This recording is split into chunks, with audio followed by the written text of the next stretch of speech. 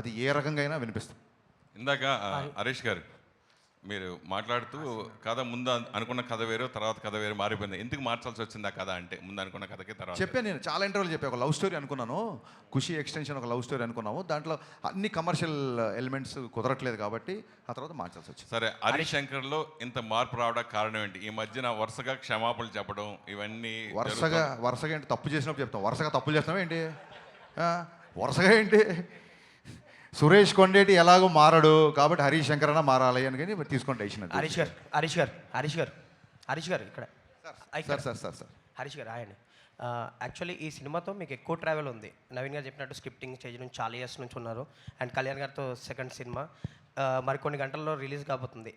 ఒక టెన్షన్ ఏమైనా ఉందా, నర్వస్నెస్ ఉందా, ఎగ్జైట్మెంట్ ఉందా? అంటే ఎక్కువ ట్రావెల్ ఉంది కదా ఈ ఫిల్మ్. అంటే యాక్చువల్ సినిమా గురించి ఏ దర్శకుడైనా చిన్న టెన్షన్ ఉంటుంది. దానికి నేనే పెద్ద పోటుగాని కాదు. కానీ ఇప్పుడు చూడండి, ఒక కాలికి ఒక చిన్న దెబ్బ తగిలింది, ఆ నొప్పి ఉంటుంది. ఆ తర్వాత కుడికాలు ఫ్రాక్చర్ అయింది అనుకోండి, ఆ దెబ్బ ఈ ఫ్రాక్చర్ ముందు పెద్ద కనపడదు. సో ప్రీ రిలీజ్ ఈవెంట్ అనేది అంత పెద్ద ఒక దాని ఏమంటారు, ప్రీపోన్ అనే ఒక పెద్ద టెన్షన్ ముందు సినిమా ఎలా ఉండబోతుంది అన్న టెన్షన్ పెద్దగా అంటే కొంచెం సైడ్ లైన్ అయిపోయింది. సో నిన్న ఫైనల్గా మొత్తం బ్యాక్గ్రౌండ్తో స్కోర్తో చూసుకున్న తర్వాత మీరు చూడండి, ఈ మధ్యకాలంలో ఇచ్చిన ఏ ఇంటర్వ్యూలు కూడా ఇంత ఎనర్జీ ఉండదు. నాకు అర్థమైపోతుంది. ఒక చిన్న నేను చెప్తాను కదా సార్, కలెక్షన్లు ఎంత కలెక్ట్ చేస్తుంది అనేది ఈశ్వర ఇచ్ఛ, దైవాధీనం.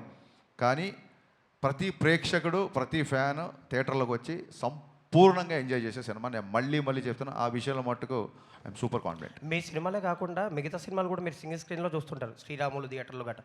ఈ సినిమా ఎక్కడ చూడబోతున్నారు ఫ్యాన్స్తో? నేను మిగతా సినిమాలు చూస్తాను, నా సినిమా నేను థియేటర్కి వెళ్ళనండి, నాది సెంటిమెంట్. శ్రీలీల గారు, ఈ ఈవెంట్లో మీ క్లిప్ ఒకటి వైరల్ అయింది. లైక్ మహేష్ని ఏదో బ్యాక్ లుక్ ఇచ్చి